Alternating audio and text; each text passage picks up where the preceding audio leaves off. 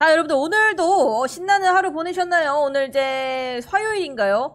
화요일인 것 같은데 11월 달도 이제 거의 다음 주면은 바로 12월 달이 됩니다. 이제 한 달도 안 남았죠. 한 달 조금 열흘?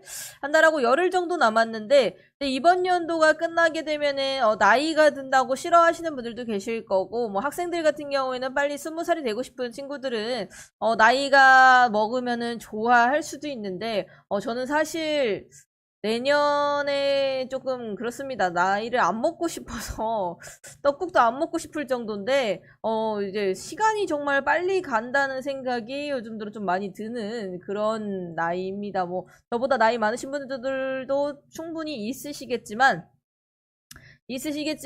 제가 또 그렇게 엄청 많다고는 말씀을 못 드리지만 그래도 없는 건 아니라서 네, 일단 그렇습니다. 여러분들 이제 요즘 감기 조심하시고 또 환절기이기 때문에 감기 굉장히 많이 걸리시는 것 같은데 감기 조심하시고 그리고 항상 따뜻하게 이제 좀 있으면 목도리를 하고 다녀야 될 시기가 될 수 있어요. 또 목도리도 미리미리 구비해 두시고 패딩도 미리미리 사 두시고 그런 식으로 건강을 조금 조심하시면서 다니시기를 바라겠습니다. 그리고 오늘 신규 상장한 종목이 또 있죠. 네, 이 목소리 20대 감사합니다. 네, 감사합니다. 네, 목소리라도 20대인 게 어디예요?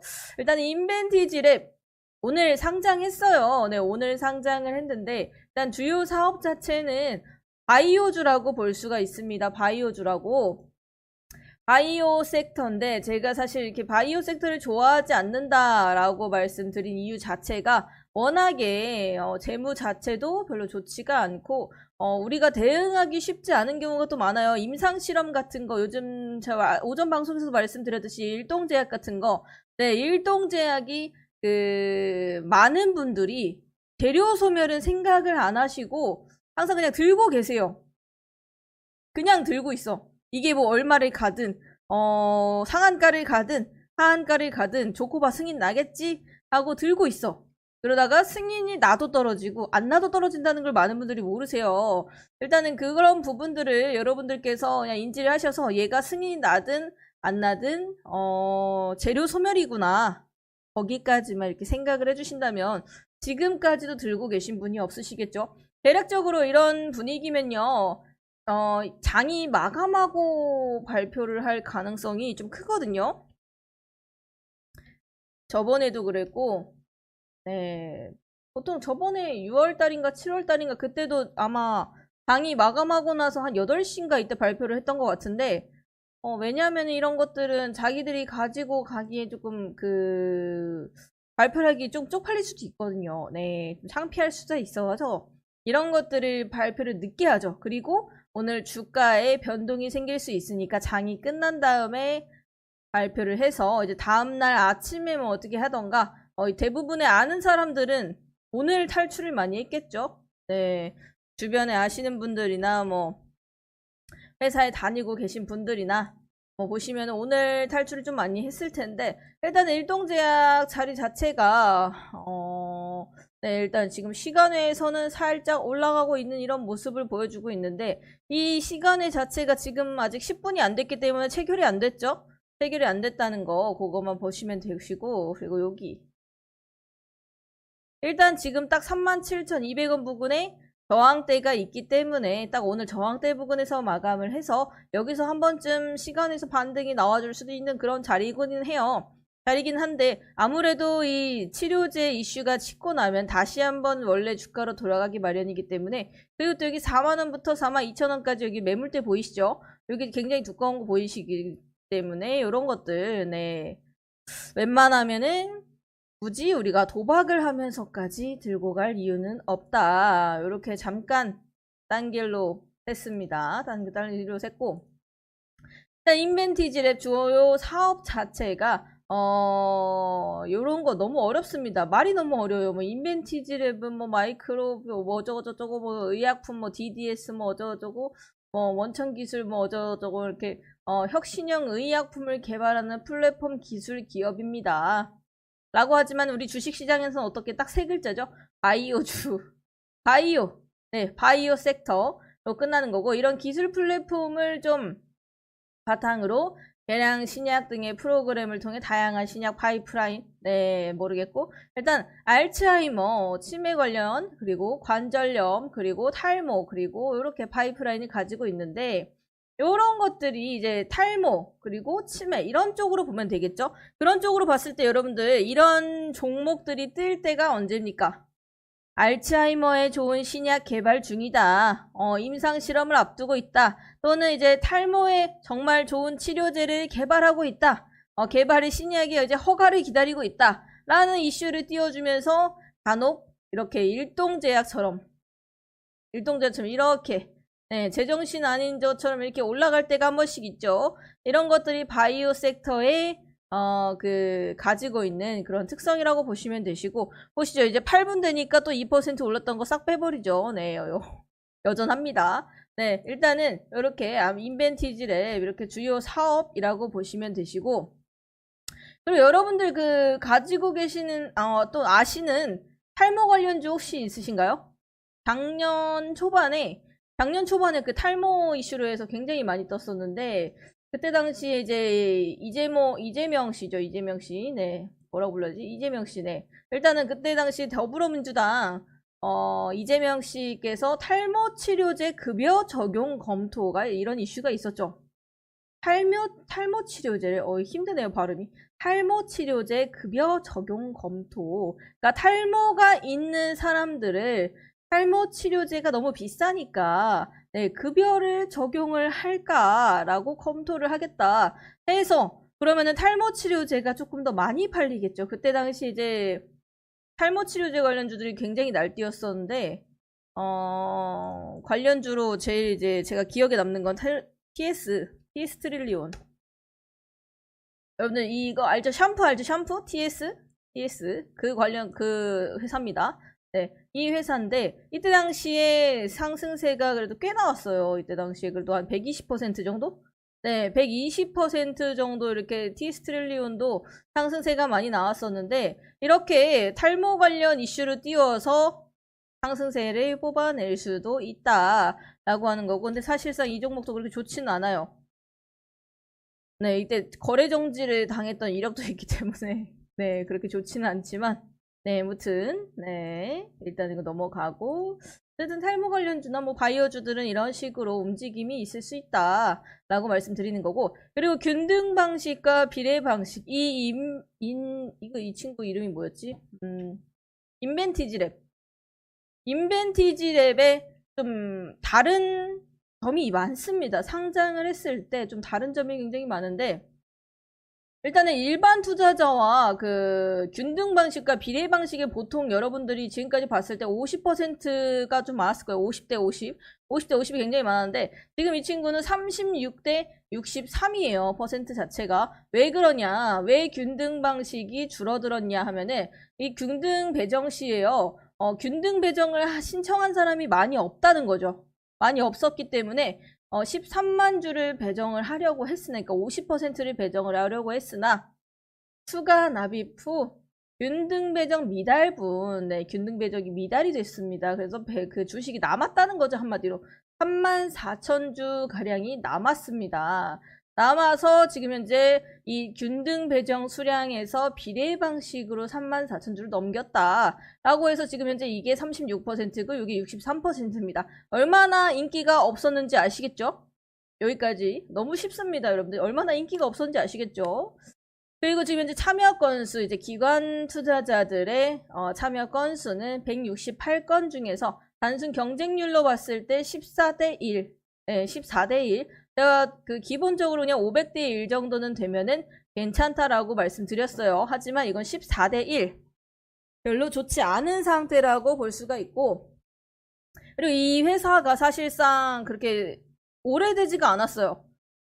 회사 설립한 지 대략적으로 7년 됐겠네요. 15년도에 설립을 했으니까 대략 7년 정도 됐는데, 바이오 기업 중에서는 좀 노장도 아니고 좀 신규 쪽에 가까운 그런 바이오 기업인데, 그래서인지 인기가 참 없었어요. 그래서 단순 경쟁으로 14대 1 정도고, 가격 공모가 밴드로는 이제 19,000원부터 26,000원이었습니다. 19,000원부터 26,000원이었는데 상장된 가격이 얼마였냐라고 하면은 12,000원이었습니다, 여러분. 인벤티지랩 딱 요렇게 보시게 되시면 여기 보이나? 여긴 안 보이네요. 이걸로 보시면 보일 것 같은데 보자요. 요게 안 보이시나? 이런 보이죠? 네. 이게 이제 주식장에서의 호가창이었어요. 이 호가창에서 지금 현재 시작가가 원래는 12,000원이거든요. 그 시작가가 12,000원인데 12,750원에 상장이 되었습니다. 그래서 지금 장 끝나서 안 보이네요. 어쨌든 12,000원의 공모가였는데 12,750원 해서 대략적으로 한 6%에서 7% 6%에서 7% 정도의 상승을 하고 시작을 했죠. 하지만 제가 청약을 했을 때 당시에 그 신규 상장주 당시에는 100%까지 오를 수 있다고 말씀을 드렸어요. 그러니까 처음에 또 말씀드려야 되나? 여러분 따상 기억하시죠? 신규 상장주가 몇 시부터 몇 시까지 갈 수 있다고? 몇 시부터 몇 시까지 2배가 갈 수 있다고 말씀을 드렸나요? 제가 기억하시죠? 9시 전에 8시 40분부터 9시까지 네, 8시 40분부터 9시까지 네, 맞습니다. 9시까지 2배 정도 오를 수 있다. 네, 말씀드렸죠. 하지만 이 친구 인벤티지 랩은 2배는커녕 6% 그래도 마이너스는 아니었습니다. 마이너스는 아니었고 6% 정도 상승을 해서 시작을 했다는 거 말씀을 드리는 거고 근데 지금 인벤티지의 공모 정보가 다시 한번 보시면은 19,000원부터 26,000원이었는데 어떻게 지금 비율이 12,000원 공모가 12,000원에 확정됐죠. 왜냐면은 19,000원 미만에 그러니까 이 공모 밴드 하단에 81%입니다. 81%. 이 위에서 16,000원에 26,000원에 산다는 사람이 지금 10%밖에 없어요. 단 10%. 여기 19,000원 미만에서 81%, 19,000원에 8%, 두 개 합치면 90%, 90%의 기관이 지금 현재 19,000원이나 19,000원 미만에 사겠다라고 말했다고 하는 거죠. 그러니까 지금 현재 공모가가 그보다 더 아래인, 훨씬 더 아래인 12,000원이 된 거죠. 어떻게 보면 이 공모가 밴드 상단 여기 26,000원에서 할인가가 한 57% 정도 된다는 거죠. 그럼 확정 공모가가 12,000원이고 확정 공모 금액이 이제 156억 원. 이거 가지고 뭐 사업을 불리던가 뭐 더 연구를 하던가 이렇게 되겠죠. 이렇게 되는 건데 그런데 청약 경쟁률이 6대 1입니다. 이거는 일반. 네, 일반으로 봤을 때 그냥 청약 경쟁률이 6대 1밖에 되지가 않는다. 개인들이. 그래서 이 균등 배정 신청자들이 미달됨에도 불구하고 네, 경쟁률이 6대 1밖에 되지가 않았습니다. 그래서 이 비례 배정과 균등 배정이 보통은 이제 50%대 50%인데 이거는 굉장히 낮았다. 네, 낮았다라고 볼 수가 있고. 근데 이제 주간사는 그렇게 나쁘지 않았거든요. 이제 한국투자증권이었기 때문에. 근데 지금 요즘 시장이 그렇게 좋지가 않은 부분이고, 네, 여기가 그래도 그 기술이 있어서 기술 특례 상장으로 들어간 거거든요. 기술 특례 상장으로 들어간 만큼 적자는 좀 많이 심합니다. 어떤 정도로 심하냐면은, 일단은 2021년 작년이죠. 작년 매출액이 약 18억 원이에요. 매출액은 18억 원이에요. 매출액이. 근데 영업 손실액이 얼마냐면은 마이너스 95억 원입니다. 네. 매출액이 18억 원인데 영업 손실액이 마이너스 95억 원이에요. 거의 100억 원 가까이가 손실이죠. 그리고 재작년에는 그러니까 2020년에는 매출액이 5억인데 그래도 영업 손실액이 55억입니다. 네. 이 정도입니다. 네. 그래서 이번 연도는 아직까지 6개월까지의 결과까지밖에 안 나왔는데 2022년 그러니까 올해는 매출액이 11억 원이고요. 영업 손실이 64억 원 정도. 네. 적자 기업이긴 하지만 적자가 좀 많이 심하죠. 많이 심한데 그래도 지금 현재 매출액은 조금씩 늘고 있다라고 하는 부분에서 좀 좋게 봐주는 거고 기술력은 있기 때문에 뭐 탈모 치료제라던가 알츠하이머 치료제라던가 이런 식으로 이런 것들의 치료제를 만드는 기술은 있기 때문에 지금 현재 상장이 됐다 라고 볼 수가 있죠. 그래서 이렇게 적자가 좀 많이 심한 기업인데도 오늘 상장을 했고, 상장을 했는데도 불구하고 지금 현재 그래도 선방은 했어요. 공모가 희망 밴드에서 마이너스 57% 가격인 12,000원에 상장을 했지만, 12,000원에 상장을 했지만, 그래도 우리에게는 수익을 줬지 않습니까? 여러분들 들어가셨으면 그냥 수익이에요. 네, 공모를 하신 분들도 수익일 거고요. 웬만하면 공모 안 하시는 쪽을 좀 원했지만, 일단은 이런 식으로 보이에스 기간 같은 경우에는 대주주가 3년 정도, 그리고 벤처금융이 31%인데, 벤처금융이 지분이 31%인데 1개월입니다, 여러분들.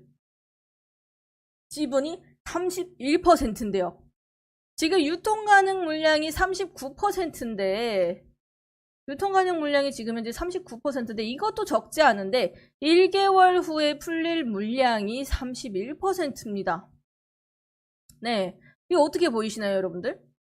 이 보호 예수 기간이라는 건요, 이 지금 유통 가능한 물량이 39%의 투자자를 지키기 위해서 설정을 하는 게 보호 예수 기간입니다. 그렇기에 보호가 붙는 거고요. 이 보호 예수 기간이 1개월 후에 31%의 물량이 시장에 쏟아져 나온다는 거죠. 지금 현재 유통 가능한 게 39%인데 무려 31%나 쏟아져 나온다는 거죠. 그러면 여러분들 1개월 뒤에 주가가 어떻게 될까요? 1개월 뒤에 주가가 어떻게 될 거예요, 여러분들? 31%의 물량이 쏟아져 나온다면, 네, 결과야 뭐 불보듯 뻔하죠. 정말 뻔하죠. 네, 뻔하죠. 그래서 보호예수 기간이 대략적으로 이렇게 1개월인데 31%는 좀 심했죠. 네, 이건 좀 심했습니다. 대략적으로 이 정도면은 6개월에서 1년은 그래도 들고 있었어야 되는데 이 벤처금융, 뭐 어디 벤처금융인지는 제가 안 찾아봐서 잘 모르겠는데 일단 벤처금융의 물량이 1개월인데 31%. 이 정도면 그냥 벤처금융에 투자를 한 부분을 회수를 하려고 상장을 시킨 거나 다름이 없다. 그래서 개인 투자자를 위한 상장이 아니고 벤처금융을 위한 상장이었다. 여기까지 이해되셨나요? 여기까지 여러분들 이해가 되셨을 거예요. 그래서 대부분의 상장하는 주식들의 보호예수 기간이 1년, 3년, 6개월 이런 식으로 들어갑니다. 대신에 이렇게 또 31%의 물량을 가지고 있는 벤처도 없어요. 아니 최대 주주가 회장보다 벤처금융의 퍼센트가 많은 타니 어떻게 회사 대표보다 그 투자자의 지분이 많다니 네 정말 드문 경우라고 볼 수가 있습니다. 그래서 이런 것들 1개월 후라는 거 이 날짜 정확하게 기억해 두시면 될 것 같고 이 정도는 보호 예수 기간인데도 주주들을 보호할 수 없는 기간이나 다름이 없다. 그래서 대부분은 이제 보호 예수 기간이라는 거를 몇 개월에 걸쳐서 물량을 풀거나 해야지만 주식시장이 조금 널널하게 좀 다른 것들은 솔직히 이 보호 예수 물량이 풀린다 해도 이렇게 많은 물량이 풀리지가 않기 때문에 이렇게 막 2%, 1%, 뭐 2%, 1% 이러죠, 나머지들은. 네, 1%에서 2%의 물량이 풀릴 때는 시장에 아무런 변화가 없어요. 뭐 5%, 10%까지도 아무런 변화가 없어요. 하지만 30%는 좀 심했지. 네, 30%는 좀 심했지, 여러분들. 그쵸? 그리고 무려 여기 30%나 있는데 여기도 벤처금융이 13%나 있습니다.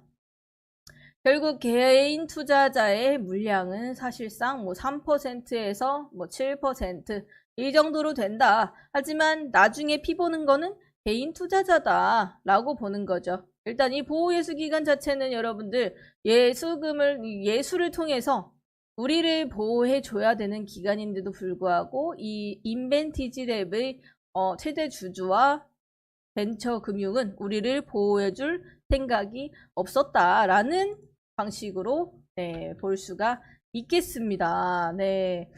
이렇게까지 오늘 인벤티지랩에 관해서 여러분들께 좀 간단하게 풀어드렸는데 일단은 우리 또 차트를 봐야 되니까 또 이것만 보면 좀 섭섭하니까요. 인벤티지랩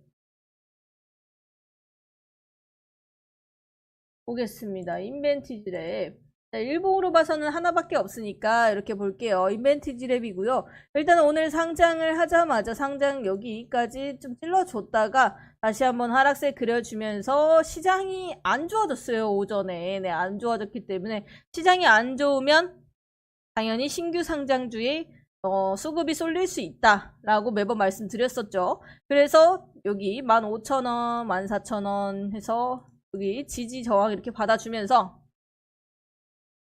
요렇게까지. 여러분들 이 신규 상장주들은 저처럼 이렇게 지지랑 저항을 그릴 수 있는 분들이 아니라면 웬만하면은 들어가지 않으시길 권장드립니다. 네, 이런 것들 요렇게 상승 나왔다가 다시 한번 조정 맞고 상승 나왔다가 조정, 상승 조정. 그래서 마지막에 또 끌어올려주는 모습 보여줬는데 사실상 이런 것들은 이 종목이 정말 좋아서가 아니고 그냥 시장이 안 좋아서 수급이 들어간 것뿐이다 라고까지만 이해하시면 될 것 같아요. 여기까지 이해되신 분들은 오늘 공부 또 마치시면 되겠고요. 그리고 여러분들 제가 항상 말씀드리지만 매매를 하셨으면 내가 오늘 매수한 것과 매도한 것, 매수한 가격과 매도한 가격을 적으시고 그리고 한 줄이라도 좋으니까 내가 이걸 왜 샀고 왜 팔았는지 네, 왜 샀고 왜 팔았는지를 좀 적어 보시면서